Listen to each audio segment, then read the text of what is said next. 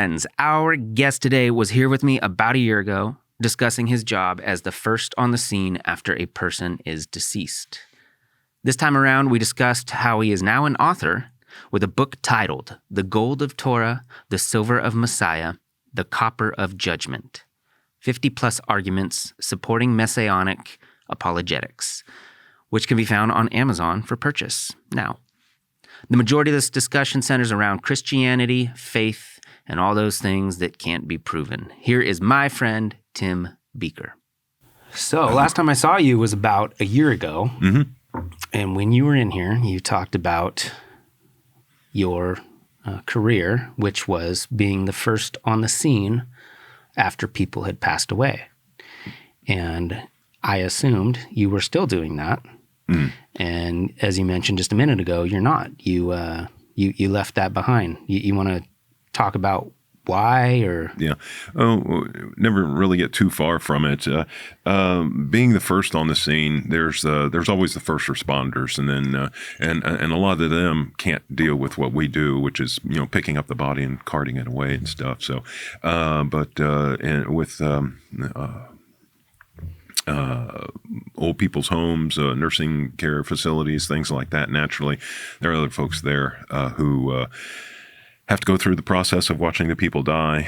Like I said, I don't know if I said it, you never really get too far from it because I'm still hearing stories from the guys. A kid up here in Portland, his father got hit on the highway and run over a couple of times, and he was there. And he had to pull his father off to the side of the road. So it's like... the guy that you worked with on the crew had to go retrieve his father? And and the son was the guy who pulled his father off the road. And then they had to deal with. So they're always telling stories, and a lot of times they'll tell my wife, and then she'll bring a story home. So did he know when he pulled up? Did he see his dad's vehicle and realize that? I don't know how it occurred. I know it was on the highway, and those are the worst, the absolute worst. They get hit, and if they get run over, it just totally deforms them. But this kid had to get his father out of the way of traffic, and so that's how that came about. And there are always stories like that. And so often I'll see stuff on TV, local TV, or I'll read something in the newspaper, online or whatever else. And I'm thinking, did my guys, did they go out there to this? So, and every time I drive by the place, I always look to see, if the van's there, if the garage door's open, because that means, they're working. So that's pretty much the extent of my, dealing with it now. But what happened? Why did you walk away? Yeah, a couple of things. They sold the privately held company to this big conglomeration, and they just came in, and I really did not like it. And the majority of the people who work there didn't. We had like 12 drivers, and it got down to two drivers covering the entire state of Oregon. And my friend there who they took from Salem up and put him up in Portland. He was working 120-hour weeks. And but that's one reason I just didn't want to be around that sort of a management, because I'll have a mouth, and if I'm not allowed to say anything, then I really start directing everything inward. So that's not the best for me. And another thing, the bigger reason is my back. Oh man, my back. It got so bad. And carting, I don't know what it is, where people who weigh 400 pounds live on the third or fourth floor. And I guess they just don't think about dying. And then somebody like us, or the guys, the guys and the girls, we had to go in and get them. And it was really, really very destructive to the back. And even now, if I turn one particular way, it twitches and it will set me down for the day. So that's the biggest reason I left. But again, the other thing with the management, that was it. And 'cause I've got a degree in education, and we need to have a training program there, and they just never ever listen. And it's reflecting in they're not able to keep people there because there's really we just have to go out and pick this person up, and that's the extent of the job. No, there's a lot more to it. Yeah. But they didn't want to hear it. So like I said, it kind kind of, I've got the ability to help, and with education comes retention. With retention saves you money and blah, blah, blah, blah. But no, they didn't want to hear it. So I'll just go use my abilities elsewhere. And hence the book came up. So yeah. So you walked away from that and you decided to start writing, or you had already been working on something?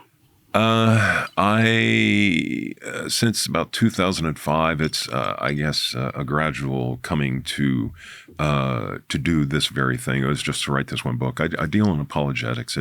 Apologetics comes from the Greek word apologia. It means defense. And since 2005, so many of the things that we perceive in Christianity, unfortunately, are wrong. And they don't want to hear about it.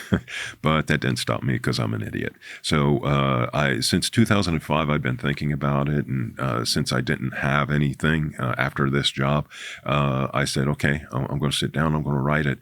And it's about 309 pages, about yay thick. And it deals with 50 different arguments, and all of these things. I stopped using my 50 hands. Different arguments of what? And the blunt answer to that is why Christians are wrong in so many things they do and say. But on the book, it says 50 plus arguments for Messianic apologetics. And that talks about, this is what Christianity says, but this is what the Bible says, and there are particular ways to check things out in the Bible that Christianity does not do. And it's problematic. And people just can't stand under those questions because they get really, really angry. But that's what it says in Revelation. It says the dragon was wroth with the woman, meaning the true believers who held to the Torah and the testimony. And that's what happens a lot. Whenever I go to these churches, I'll talk with people, and they eventually get really, really angry. Some of the nicest, sweetest older people are the most surprising. But it's like, hey, that's on them. And so do you consider yourself an expert on the Bible? No. I consider myself more well-read than the vast majority of Christians. Okay. And that is... that's where I would place myself, because I have not had the proper schooling and any of this other stuff, and I won't ever get it at seminaries because I won't agree with so much of what they say. But I have been told that I'm intelligent, and I have been told, I'm capable, and what I have to say is good, and all these other things. So I gradually come into understanding. And my defense, the apologetics part, is if I'm questioned, I can give answers back. But the problem with that is so many of the Christians will ask a question. They're really snarky about it, and they don't want to hear an answer. Mm-hmm. They just ask it thinking there's no good answer, and then they just run away from it. Okay, so what's the most misunderstood portion of the Bible? Torah. Torah? Torah, the first 5 books of the Bible. Okay. Yeah, the Tanakh is the Jewish version of the Bible. The Tanakh includes the entire Old Testament, and then there's the Torah, which are the first 5 books. And Christianity says that that's been done away with, but that is problematic because so much of what the New Testament has to say. Is that me? Yeah, it's all right. What is No, let me turn this off. Apologize. That's all right. But I don't understand what you mean, because Christianity doesn't do away with the first 5 books. They're still part of the Old Testament, right? Genesis, they do, but Exodus, Leviticus, Deuteronomy, yeah, Judges. They Genesis, Exodus, Numbers, Leviticus, and Deuteronomy. Yeah, probably not in that order.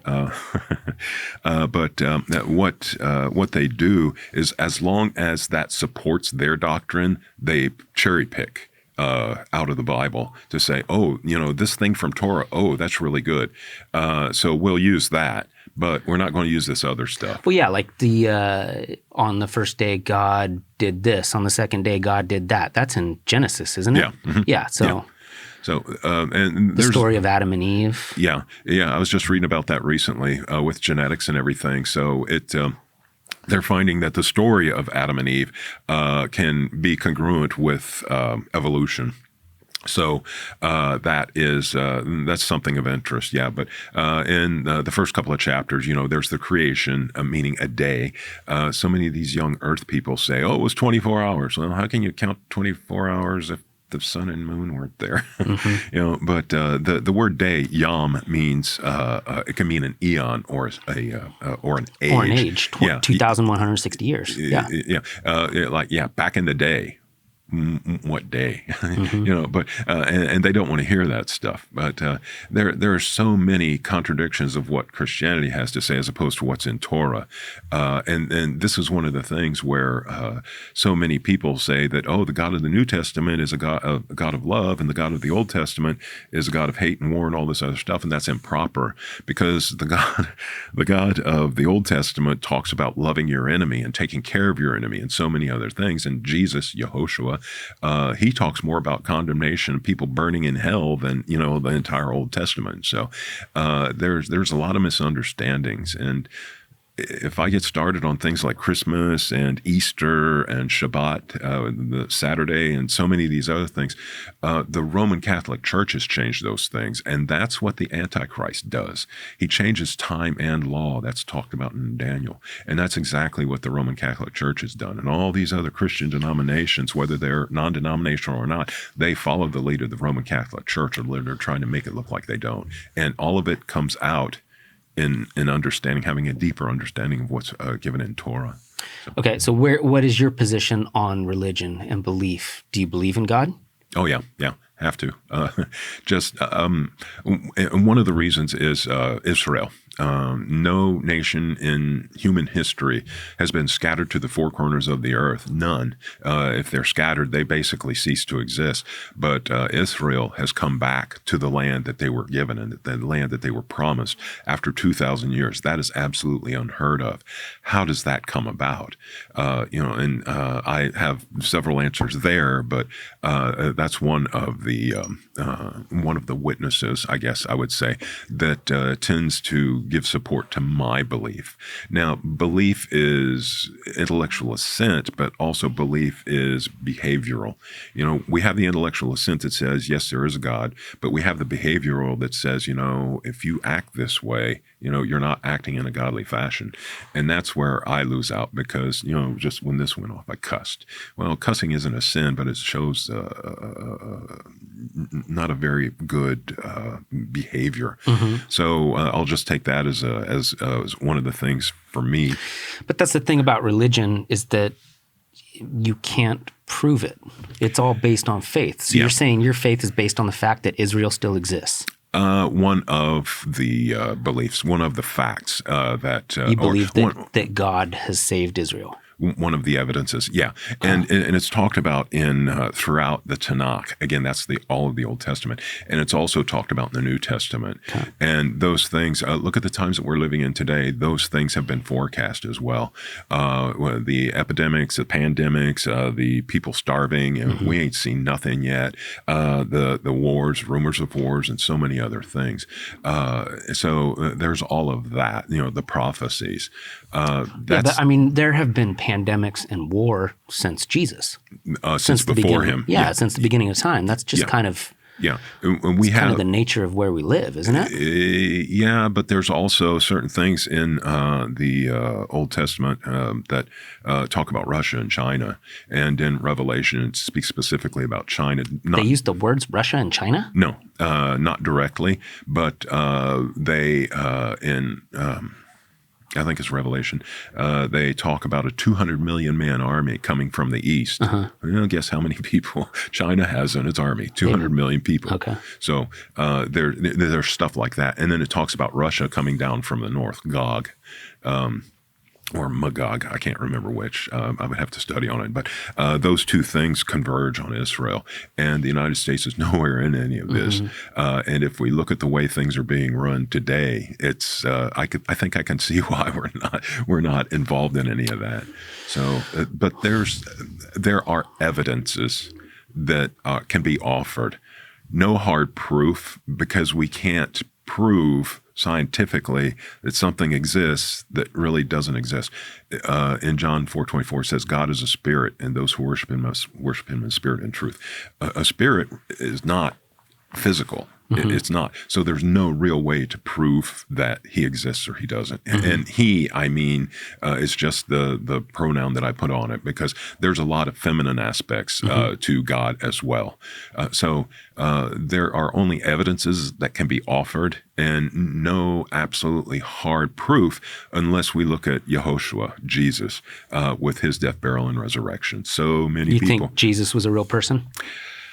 I believe so. Yeah. Yes, and that is there's a lot of reasons why. Well, he's not in so many of the historical documents. Well, if we look back into times of like Egypt, whenever they wanted somebody out of the record, they went and they scratched them out of all the walls and pillars and everything, and they tried to get rid of the name of the individual as much as they could. Okay. So Jesus was a scoundrel. Jesus was a criminal. He wasn't accepted as the Messiah. But if we look at what's written, people were divided, and so the powers that be had to say so in what it was that would be carried forward into the future, but they could not stop this small group of people, and it's just blossomed. But at the same time, there's something really interesting, because there are Jews and there are Christians that are represented in the Bible, and then there's this little small group of people who are caught in between. And Rav Shaul, the Apostle Paul, was one of these people. In Acts 26:9, King Agrippa said, "Hey, you think you're going to make me a Christian in such a short time?" And Rav Shaul said something very interesting. He says, "I wish that you were like me, except without these chains." He didn't say yes or no. He said, "I want you to be like me, except, without these shackles." So he's talking about a proper observance of what Torah is given, and it is fulfilled in Yehoshua or Jesus. So there's so many different things to look at. And like my brother, he'll take one thing and just run with it, and he'll discount anything at all. Well, isn't that the issue with the Bible, is that it can be misinterpreted? Absolutely. Everybody has a different idea of what different things mean. Yeah. And I mean, like you just said, that when they were talking about a day, I mean, that could have meant an age. Yeah. Some people take that as 24 hours. Some people take that as 2,160 years. Yeah. So isn't that the issue with the book that was written 2,000 to 6,000 years ago? That Absolutely. Through, I mean, how many times was it translated? 30 times? Probably more than that. We've got all the languages, over several hundred, so and then we've got the different types through the past. That's what bothers me, is how do you take any of it at face value? Because it's garbled. Yeah. After so many years. There's something called textual criticism, and that is we trace the texts as they've come down to us through history. And then there's higher criticism, which has been proven to be guff. There are particular ways of checking the text, and it gets all the way down to the type of paper or the type of material that it was written on, and it gets down even to the ink. So we can gauge when these things were written. And then we also have a plethora. There are over 24,000 extant manuscripts of the Bible, of all the different books of the Bible, and they generally agree with each other. I think it's up to 98% accurate in the translations of those extant manuscripts, which are very, very old, a couple of thousand years old. So we can take those. Here's an example. In the Dead Sea Scrolls, found in 1947, the oldest extant manuscript we had prior to that was in 900 A.D. Of the Torah. And when they found the Dead Sea Scrolls, they looked at them, and they were in like almost perfect agreement with the oldest extant manuscript we had of the Old Testament. And there's a 1,000-year gap in there, and yet all of this stuff agreed so closely. I think it's 90. Well, no, this is 98.6%. I forget what the New Testament is. But so there are those things that we can see, that we can look at. But we have to be of a desire to look at them in order to see, is it possible? Is it reasonable to accept it as truth? And that's, how many different truths are there? There's scientific truth, there's religious truth, there's all these other truths. So, well, yeah. I mean, isn't it possible that somebody just made up a really good story? Yeah. Yeah, and Joseph Smith Jr. took it a step further. Yeah, Of the Mormon Church? Of the Mormon Church. Of the Mormon Church, yeah. But there are ways of checking to see. There are methods of checking in the manuscripts as well as outside of the manuscripts. So we can check the proof, the evidence that Jesus existed. I don't think there's anyone can figure it out probability-wise whether he did or didn't. But the way it started was very small, very minuscule. And the people would not have really taken any great notice of it, except for through these spectacular things that we begin to see through his disciples. So, and even then they were purged. And and this is where the division occurs. This is where Christianity was born at this time, because they were purging the Jews, and they were getting rid of them. And the early church fathers were against those people who are similar to me in that they follow Torah. And they go through and recognize what we have in that, which is guidance. Torah means instruction. That's all it means. So we have this instruction for a living. And yet, here's an example with Jesus, Yehoshua. And there's something called the Torah and the testimony. Okay. The testimony are basically stories about God's word. Okay. There's also something called the Moedim, which means appointed times. There are 7 Moedim. And the first 4, and this is something that indicates that the Messiah, this is who the Messiah is. So the first 4 of the Moedim, of the appointed times, were fulfilled, ending up with his death, burial, and resurrection. In that 4 of these Moedim were fulfilled. And we see that. And again, people, they could have made up stories, really good stories. And like in John chapter 8, in John chapter 8, the majority of that text isn't in the oldest extant manuscript. So where did it come from and why did they put it in? I don't know. So you have to take that with a grain of salt. But now with the way things are environmentally and ecologically, same thing, politically and all these other things, we're seeing it set up for him to come back and fulfill the last 3. And that is something else that those who study are able to see. But Christianity, because they went with the Roman Catholic stuff, things like Christmas and Easter, they've perverted so much of it. And this is one of the reasons I enjoy talking with Wiccans so much, is because they'll say, Christians, they've adopted so many of our things, and they're absolutely right. They have. And so that's, there's just a myriad of things to be able to talk about. And it takes a willingness to study and to study deeply, and then to come to one's own conclusion. And so what religion do you ascribe to then? I am a horrible Torah-observant Messianic believer.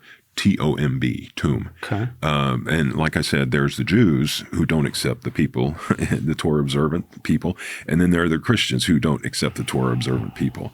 And it all hinges on the person of Yehoshua, or Jesus. So that's something, and we kind of pride ourselves on that, because in argumentation, we can talk with both sides and say, hey, look, you need to think of this. And they never can. And and more often not, they never will. So there's all of these things, but it gets into a really gray area with beliefs and faith and so many other things. Well, what's the end game for any religion? To do the thing that you've been promised that you're going to do, right? Whether that's go to heaven or live with Jesus or live with God or whatever. That's the end game for every religion, right? I think the end game, I was just listening to this on on my phone coming up here, existentialism. It's really to treat people properly. That's the end game. In Judaism, there is no real talk about the afterlife. It's only about the here and now. Okay, so why do so many people have trouble focusing on now then? Because so many lies have been spread, because of so many emotional arguments, and so many distractions. People just don't want to hear. And if they're questioned on it, Don Marquis, an American writer, once said, if you make people think they're thinking, they will love you. But if you actually make them think, they will hate you. And he might have just been, talking about satire or something, sarcasm or something, but I found out that that's true, because if I can go around in a way and cause them to think that they came up with the answer, it's like, wow, yeah. But if I tell them confrontationally, and that's unfortunately the way it turns out so often, I'll ask questions. I don't ever tell them. But if I continue to ask them questions, they really, really begin to get angry. And like I said earlier, even the sweetest, kindest little old ladies get really miffed by the questions that are asked. And it's funny because they say, this guy's from Satan. Well, the only thing that Satan means is adversary. Mm-hmm. That's the only thing that Satan means. It's not a name. It's not a position. It just means adversary. If you go over to Israel today and the prosecuting attorney, his title is Ha-Satan, the adversary. Mm-hmm. So whenever they say that I am from Ha-Satan or the adversary, I have to agree with them because I am opposed to what it is they're saying and what it is that they're doing. So why are you arguing with people, though, about religion? Because it's important. How are we going to influence the future with the thought of living eternally? What does that mean? What does that look like? I don't know, but I want to be able to do my best now for who I can. And argumentation simply means the sharing of ideas and concepts and principles and stuff. Too often it turns out toward fighting. Yeah. And that's not good. It's simply not good at all because rarely is anything accomplished. But unfortunately, the majority of the time, that's how these things wind up. And that's why I'll go around this, the book that I've got.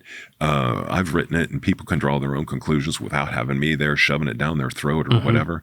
It's like that's my contribution. And if I can bring them to the truth of what I see and understand, and I do it by asking questions. And, well, this is said here, but if I question it, this way and this way and this way, I find other answers that contradict what it is that you're teaching over here. Mm-hmm. So that's, if I say, I want to try to find truth, people will say, yeah, you're full of it, man, because no one's going to find truth. There is no truth, and, whatever else. But there are certain things, like I said, the Aliyah, the bringing back of Israel, and so many other things. Well, those things are truthful. They're honest. And it won't be until after, the stuff hits the fan that we're going to see that, what was written here has taken place over here. Mm-hmm. And that's what I'm trying to warn people about is, if, we have this knowledge and information here, we need to prepare for this over here. So what are you, through your studies and what you've learned and who you've discussed with, what have you uncovered that you want to share with people that we don't see yet? What do we need to do? What do we change? I don't think that change will come about quickly enough, but if you could snap your fingers over right now and everything would be perfect, what would you do? Have them follow Torah. Jesus followed Torah. Jesus didn't do away with Torah. He said, look, I haven't come to abolish. I've come to fulfill or bring to completion. Mm-hmm. And he did it with the first 4 of the Moedim. There are still 3 left to do. So what happens in those first 5 books that no one's doing right now? Properly observing what has been written. Huh. The Jews, by and large, have the best grasp, the best understanding of those things. Huh. But what the Torah does, it points right to Yehoshua, right to Jesus. Mm-hmm. And one of their greatest rabbis, before he died, he was like 104 years old, he wrote down, he goes, here's the name of the Messiah, and I don't want you to open this until a year after I'm gone. Mm-hmm. And so they waited. The year passed, and then when they opened it, it was an acrostic, I believe, that spelled out Yehoshua. Yehoshua is Jesus. Yehoshua means God is deliverer. Jesus doesn't mean anything. But anyway, they saw that, and they said he was crazy. He had dementia. No, it was a forgery. So all of these things. Mm-hmm. But he came to recognize the words that pointed right directly to Yehoshua. Mm-hmm. And he said, hey, look, this is the guy. And so there is that understanding. Now, this thing, Jews for Jesus. No, what Jews for Jesus is doing is trying to make Jews Christians, and that's not good. But the Jewish people have the greatest handle on this. And there's a great number of people over in Israel who are coming to understand the part that Yehoshua, Jesus, plays in all of this. So. Okay, but I'm looking for more like specific instances, what are Christians or regular people doing wrong? How would they live the Jewish lifestyle better? What would they abolish Christmas, abolish Easter? Like, give me specific examples. Yeah. There's not really any Jewish way of living. The Torah came from the Creator, so it's the Creator's way of living. The Jewish have put so many traditions on things, so there's a lot of problems there. But the absolute best thing that I could say for people to start doing immediately, like as in yesterday, is to study Torah and to come to an understanding of how powerful it is. Especially when it talks about Jesus or Yehoshua. There's an incredible amount of information in there. And there's in the Tanakh, the Old Testament, Ezekiel, Yeshayahu, Isaiah, and Daniel, they talk a lot about the times that we're living in right now. And so often down through the ages, we're living in these times, we're living in these times. Well, in Daniel, it says people will go to and fro often, quickly. And the knowledge and the increase in knowledge will be incredible. That's what we have today with world travel, and that's what we have with the internet. For sure. So we have these little bits and pieces that we can put together, and we can see a bigger picture. And there's not a whole lot of time left from what I can see. But so you think people should study more and learn more, but then what do you do from there? That you just try to live a more peaceful life, treat people better, praise Jesus. Does that mean less possessions, less, like, what do you do each day? As people read, they will gradually come into a new life, a new way of being. Okay. And there will be people who are alcoholics. And this one guy, we were on a bus in Tucson. He was a homeless guy, and he had a bag. And in that bag, I think he had some beer or whatever. And I had a Bible. I don't know why I had a Bible, but I did. And he says, "What you got there?" And I said, "I've got a Bible." And he goes, "Oh," and he took the bottle, and he says, "I got something to drink here." And it's like, no, dude, don't worry about that. Because, and then I turned to Proverbs 31, and it says, "Give beer to those who are in anguish, give strong drink to those who are, in a very bad way, so that they remember their troubles no more." This goes directly opposite of what so many Christians say. "Oh, drinking is wrong. It's horrible." Nah, it's not. I wanted a beer before we started this because I really like the beer, and it takes off an edge from me, and it does a whole bunch of stuff. Being constantly drunk, getting to a point where you begin to forget your obligations, that's the problem. But that's one of the things that people don't understand, and we would understand it better if we simply read the Tanakh, the Torah, and it does make us better people in caring for others. In the New Testament, it says, why do you say you love God when you can't even love your brother whom you've seen? You haven't even seen God. How can you love him when you don't even love the brother or the person that you do see? So we have to come to understand that the highest priority is to take care of other people. Okay. How do we do that? We do it through our jobs, through our passions, through so many things. This is what I do in regards to apologetics and writing, is to try to get people to see, hey, there's another way. It's a God-ordained thing. It's not a Roman Catholic ordained thing. And coming to those studies, like I said, will gradually begin to change. There's something in Acts 15. It says, hey, whenever they come in, just have them follow these 4 particular things, because over time, they'll get the majority of the other information. And that's what I would like to see. Just people finding these little nuggets. And that's part of what I do with people. I'll say, in John chapter 8, it says Jesus was writing in the dust. Okay, and there's a path to follow to understand exactly what it was that he was writing. But if I ask most Christians, what was he writing in the dust? They'll say, no one ever knows. I know. And I've got a very reasonable explanation that gets back to the faith and all these other things, faith and belief. I have a reasonable explanation to offer you evidence. This guy down in Texas one time says, "Well, you show me," and after the Sunday night service thing was done, he was right there, boy. He was right there. He wanted to, I guess, punish me or something by making me look like an idiot. But I went through the situation. I said, "Do you agree with all these points that I brought up?" And he says, "Well, yeah." And then, so I turned to another place in the Bible where it says, in Jeremiah, where it says, oh Lord, the bringer of living water and stuff, those who reject you, their names shall be written in the dust. Mm-hmm. I showed the guy, and he immediately changed from his arrogant attitude to like, wow. And it's the same thing happened in Dayton, Ohio, when I talked with this pastor at the Meadowdale Baptist Church, who I don't think exists anymore. The same thing there. So it's stuff like that I want to be able to bring to people's minds to give them more understanding.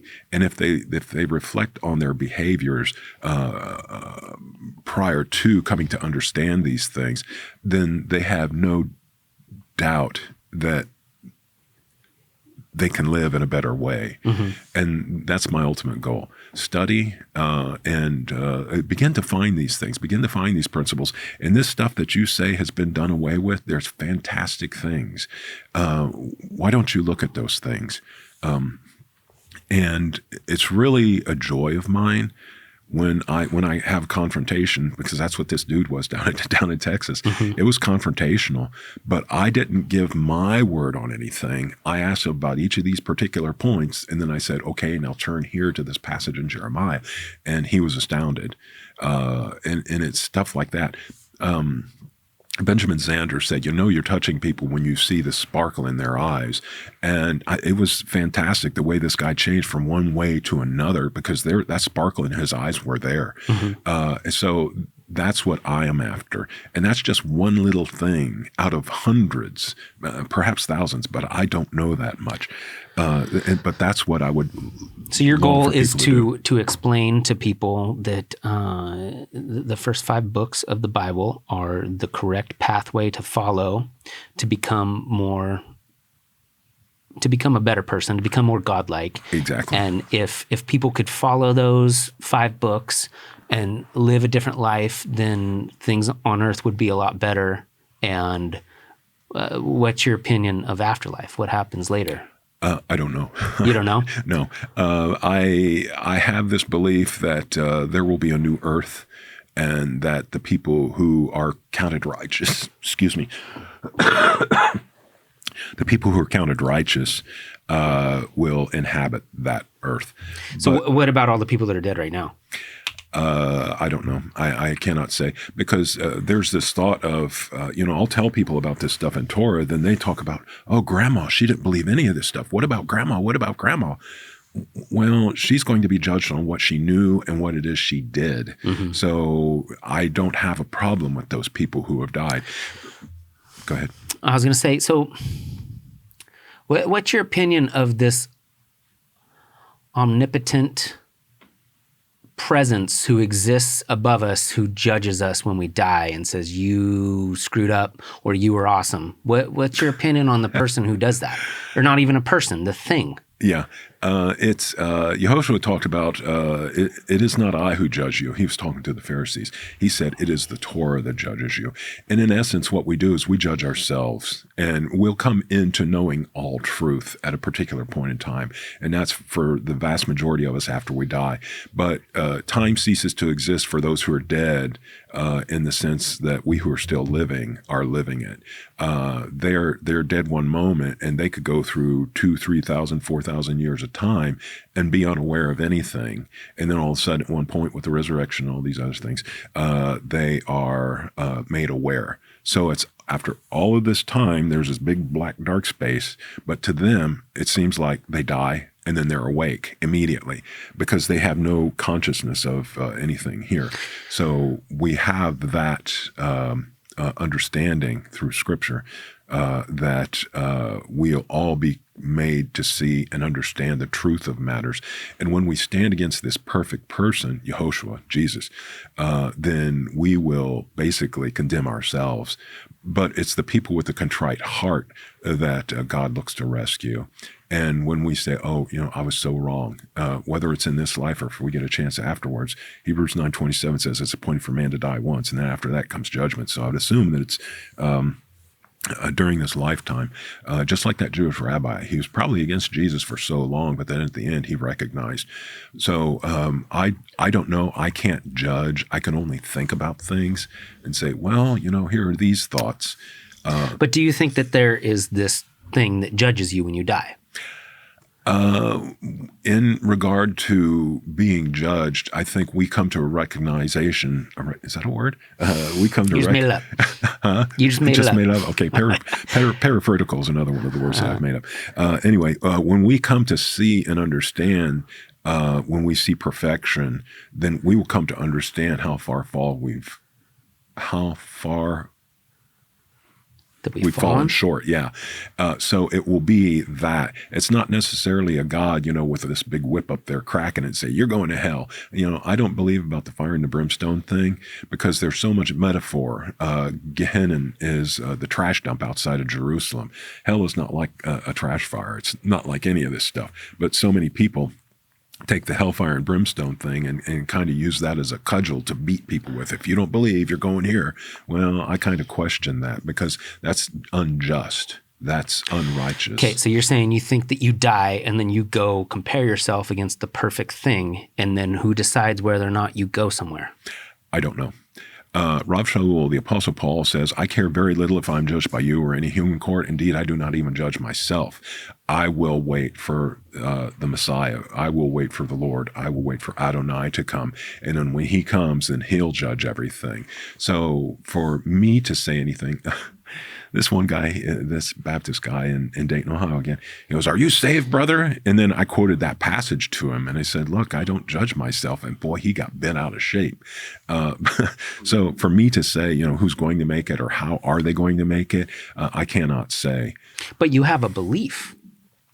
What is your belief? Why do you do what you do? Because you have some sort of idea that something happens afterwards and you want to be able to prove your life here, right? So that's why you do what you do. Prove it through my life lived here. Yeah, for sure. But so you think you get judged afterwards, right? Yeah. In a sense, like I said, it's not so much God judging us, but it's the things that we've done that we come to understand through his perfection that we fall short by. But at the same time, like I said, those of a contrite heart, it's just like Paul himself, Rav Shaul, he said, oh man, I was just so wrong. And then he came to see another way of being, another way of understanding. So it was that contrite heart. And if you look through the book of Romans, he was like, he's saying the good that I know that I should do, I don't do. The bad that I know that I shouldn't do, I do. So he knows and he understands. And that's part of what I see in myself also. You should see how I act when I go home and I get on the internet. I'll go out to Fox News and I'll like, oh man, you're an idiot. You're a moron. And I need to get away from stuff like that because that puts a bad feeling into somebody else. And there are probably 100 other things that I do throughout the day that says, Tim, you need to get a grip. And this is the problem with me is I'm antisocial, I guess. I don't have a lot of people to talk with. And that's why I was so thankful. I don't know why you called me back out here. Because I want to see how you're doing, man. But when I got that, it's like, wow, I get a chance to talk with somebody. And that's it, just like we're doing now. Excuse me. I just get a chance to talk with somebody. This is one of my passions. Psychology is another passion. Philosophy is another passion. Education is another passion. And they all tie together into what we're talking about now. But the vast majority of people don't care. So it's like, okay, I'll let them go.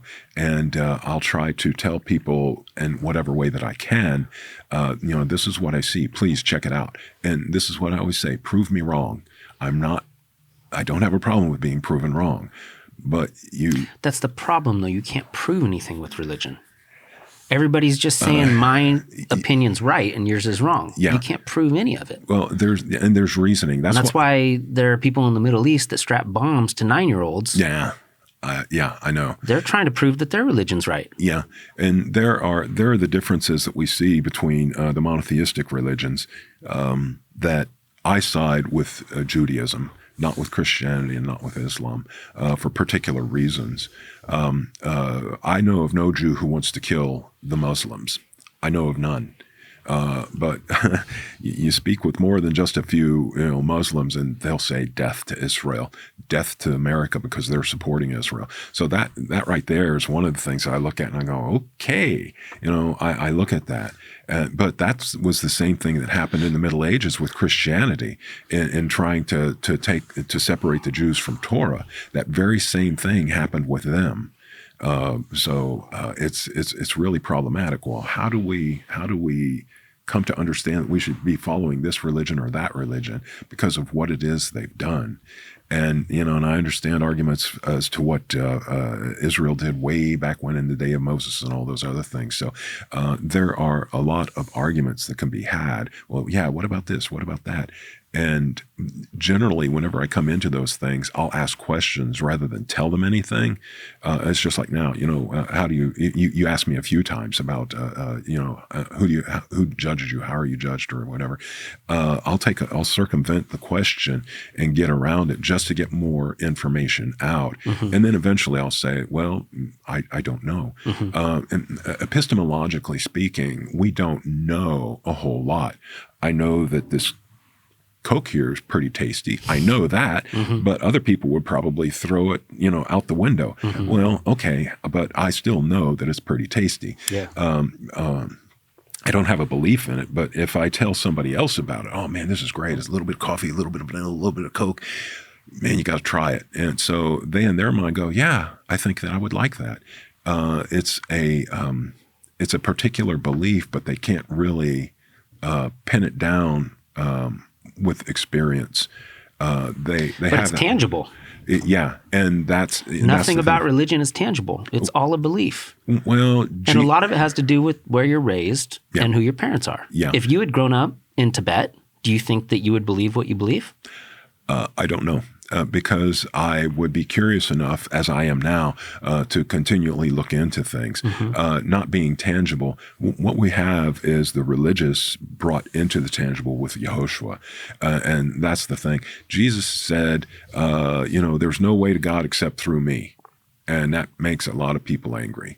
Well, what he was saying is the life that I've lived is the only way to the Father. So live this way. And you'll be okay. And so if I were in Tibet or whatever, I could only pray, hope and pray. And there's a lot of people over there in all of these different regions who have accepted the gospel and accepted Yehoshua. And it's from China, Japan, and, all the way back west. A lot of these people have heard. Rav Shaul, the Apostle Paul said, hey, look, whenever somebody who does something that's in the law, but they don't have the law, it becomes the law to themselves in their own mind and heart. So that's something else. Well, what about the people who never heard of Jesus?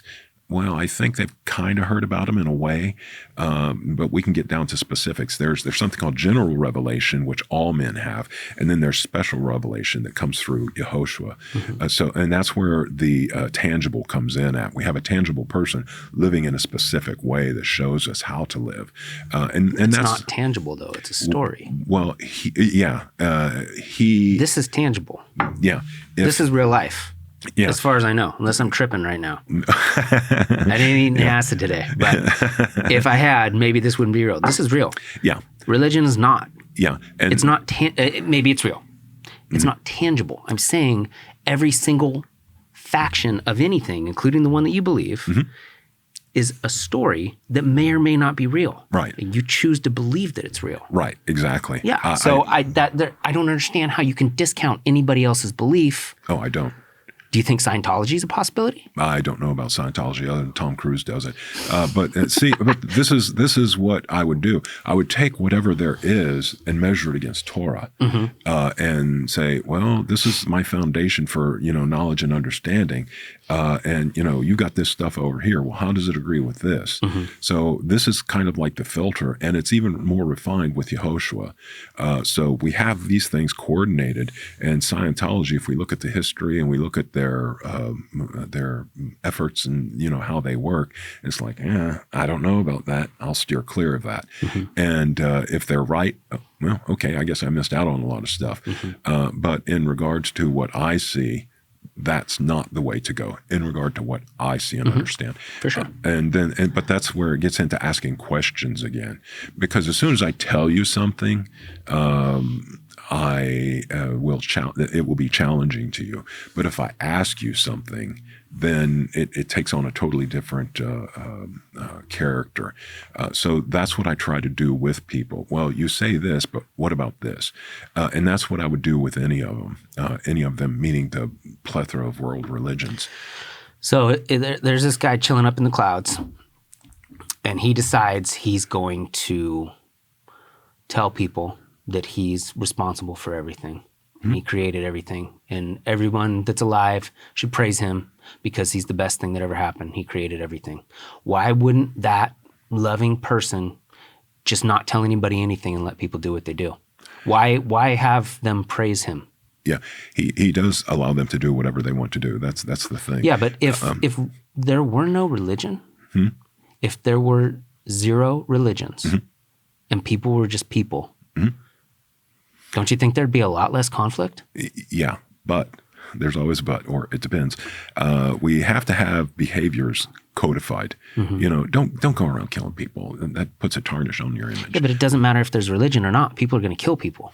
Absolutely. There's a difference between murdering and killing. Murdering is the unjust taking of life, whereas we kill murderers, and it's a sanctioned thing by the state. Okay. But that's, yeah. So, and that's just a difference between the two different terms.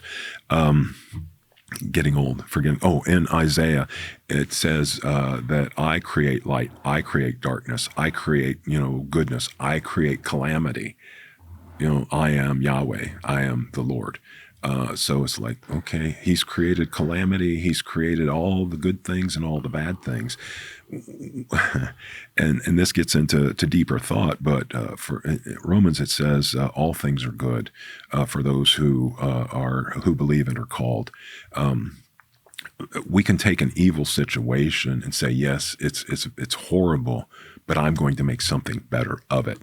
And so often through the Holocaust with Viktor Frankl and what he's come about with the existential psychology, we see so much more. We have a chance to help people even in the worst time, even in the darkest times. And ultimately, that's what we're called to do. If I know that my gruel, my watery soup is here, and if I don't take it, then I'm going to die tonight, but I'm going to give it to somebody else so that they can live. And that's the stuff, to me, that heroes are made of, because they know they're going to die. They're not shoved into a situation where they don't have any idea of the outcome. They know they're going to die. And yet that is one of the highest callings that we have. Greater love hath no man that he lay down his life for his brother. And it can come down to a bowl of watery soup. But there have been people who have done that. You take this. And I chills right now. That's what we are shown in my beliefs. I don't know so much about other people's beliefs or the other religions. I don't know if they even cover it or not, because a lot of them are so philosophical and so esoteric, and there's just any number of things that they could talk about that I'm unfamiliar with.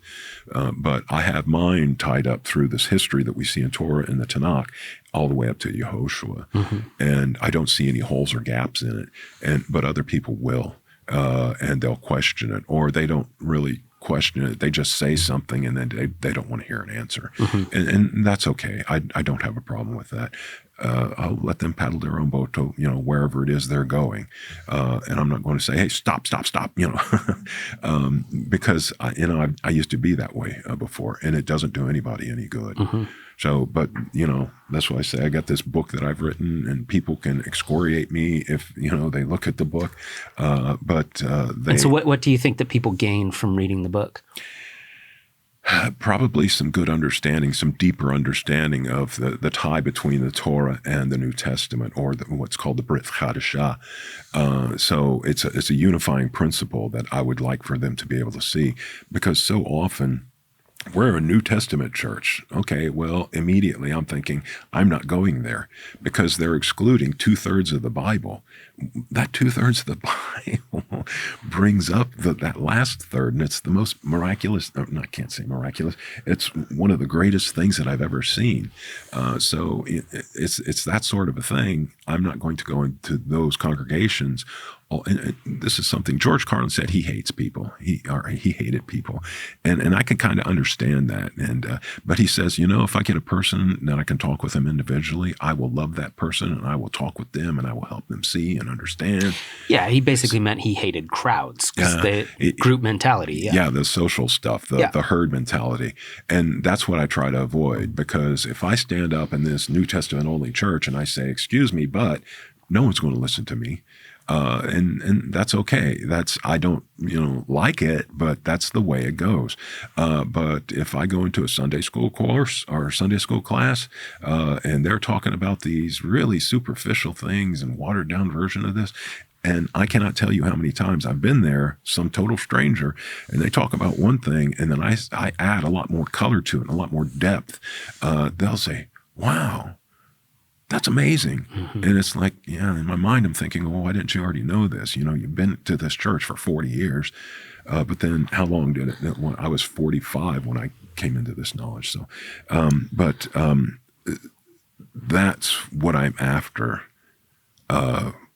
with all these people, or with my message, or with the belief, or whatever else.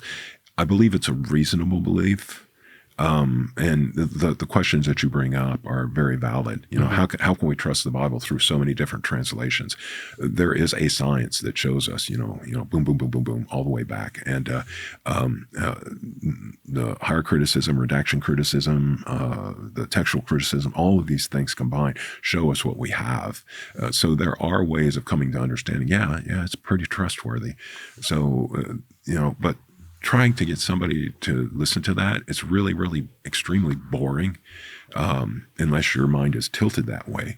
And people just don't want to hear it. Mm-hmm. And it's like, okay, all right, I really have nothing to say to that. So what if somehow a different religion could prove that they were true? Would you disavow whatever you believe and start following the thing that could be proven? Like, what if Buddha showed up and was like, "Hey, I'm here"? Would you be like, "Oh my God, Buddha's it"? Yeah. Would you change? Yeah, I would, but it would have to overcome two things: the Torah and the testimony. So say it did. Well, I don't know if it could, because there's a lot of stuff about being nice, but there's hardly anything about being good, and there's a difference. And being good is not always being nice. And so often we have to be good in a situation where, well, you aren't nice. Well, I'm sorry, but, I was good. So I would have to look at all of these different religions, whatever there might be. We'll take Joseph Smith Jr., for an example. He came and he started preaching this other stuff, and it seems reasonable on the surface, but when you start checking into it, it falters in so many different ways. Mm-hmm. And this is in relation to Torah and Yehoshua, Jesus, the teaching and the testimony, Jesus. So if they don't line up with those things, then I would have to disregard it. Now, if they did line up with those things, I would have to doubly check on it to see, how valid is this? Mm-hmm. What has, the entire world missed for 2,000 years? How could this be possible? I don't know if it would happen, mm-hmm. but, and me being whatever it is that I am, if I'm fallible or if I'm like the truth go-to guy, I can't say what I would do in a situation, but if I took that mindset, then I would probably agree with that stuff, whatever that stuff might be, a hypothetical situation. But it would have to line up, like I said, with Torah and with the testimony, or Jesus, or Yehoshua. So, and those things, and then that's where it gets back to the physical person, because he's coming back. We don't know how he's coming back, but we know that he is. In what way will that be fulfilled? Will it be another person in the very same spirit of him? What? But whatever it is, it's going to align perfectly with Torah. Do you hope that happens in your lifetime? I don't know, because there's... Why would you prefer it to happen after you died? because there's going to be a lot of stuff that everybody has to go through. And I don't, it says, why do you look toward the day of the Lord? Don't you know that it's going to be dark and fire and blood and everything else? What are you doing saying that I'm looking forward to that day? And I'm not, because I don't want to see all these people die. That would be worse than actually if that dying. person has all the power in the universe, why couldn't they just show up and poof, you're good, poof, you're good, poof, you're good, and just make everybody good? Why couldn't he do that? Because it takes away our free agency. It takes away our own choice to do it. It's his universe. It's like playing in a sandbox. Yeah. Why couldn't you just make everybody Spider-Man if you wanted to? He could. I don't doubt that that power is his to exercise. But at the same time, why doesn't America bomb the island of Bahama with all of its nukes? It doesn't make sense. So I don't think, that he would do something like that. And we'll each go away with a different understanding of our world, you and me, after this is done. And I'm going to take it. I'm going to go for the next few days. Yeah, what he said. And I'm going to take it to say, okay, Tim, you were on here, you were off here. Make yourself better. And that's what I'm looking for. However you go about in your next few days or whatever, that's going to be what you choose to do. I want to be better because of this time, especially because, the setup and all this stuff, you've taken the effort to invite me back here to see what's up. I'm just interested to know what you think and what you believe and hear your opinion. Yeah. It doesn't matter to me which way you go either way. I just am interested in hearing what's going on inside that brain. It's really foggy. There are so many different things, and that's one of the reasons I suffer from depression, major depressive disorder, is because there's so many things to talk about, and yet there's nobody to talk with. I didn't think about going this way, however it is we've been talking. I would have preferred talking about, the job that I left, and so many of the stories. Well, that's what I thought we were going to talk about, but then you said you quit, and so we couldn't talk about that. Yeah. But there are a lot of other thoughts even with that, and I miss it. I truly miss it. Being able to help people in that moment of need. What if you go back and you don't have to lift anybody? Is that an option? Probably, yeah, I believe so. Yeah, but in order for that to happen, they would have to change quite a few things because I can't. We're a two-person team, and we have to be able to go out to do these things. So, but if that were the Portland supervisor, the guy that I talked about earlier, came down to Salem and talked with my wife, and he goes, he said, "Do you think Tim would come back here?" She goes, however she said it, it's like, yeah, I can understand that. But she said, no, he wouldn't come back. But I think he understood. Eddie. Sorry, Eddie.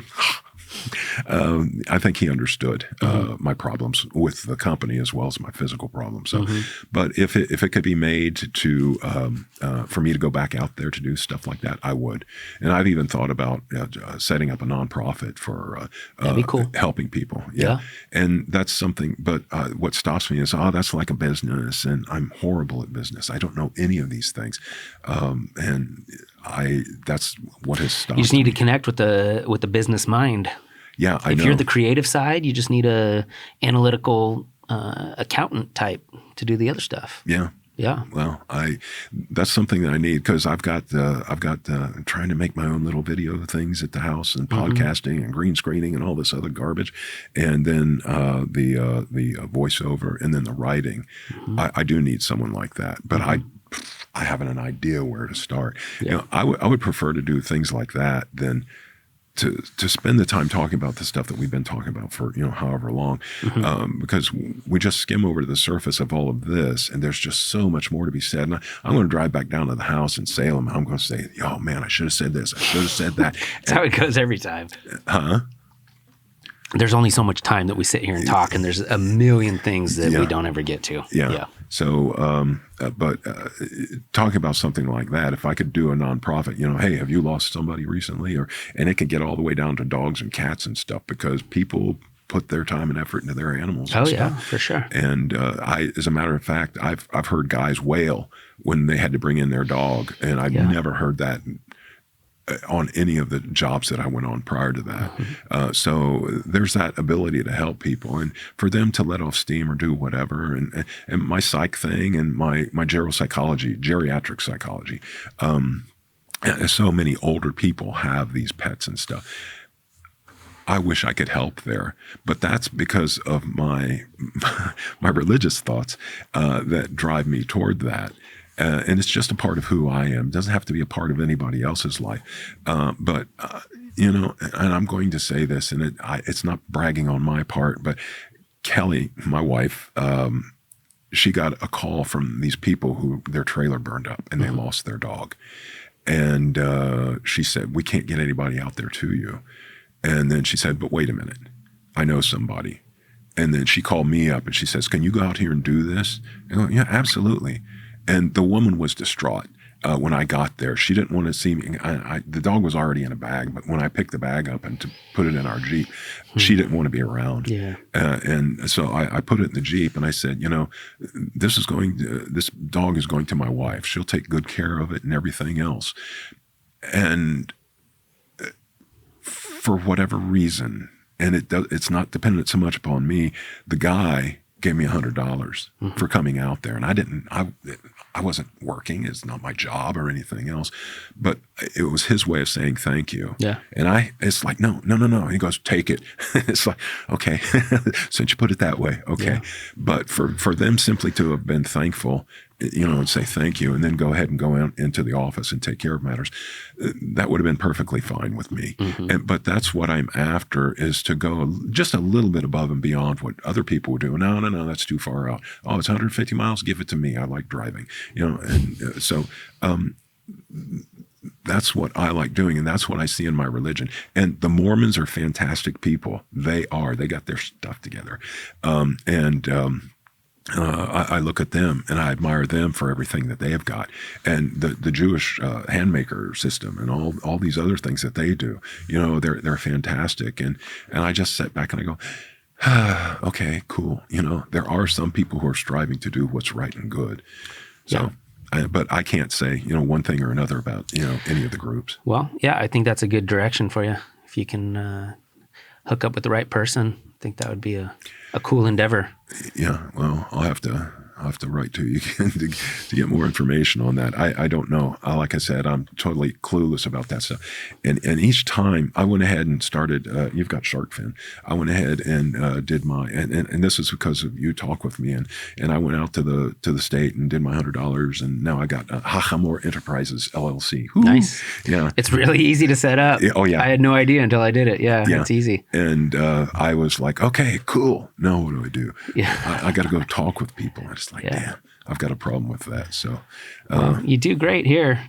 So, yeah, it's easy here. Like I said, my biggest concern was, what is he going to talk about? What does he want to talk about?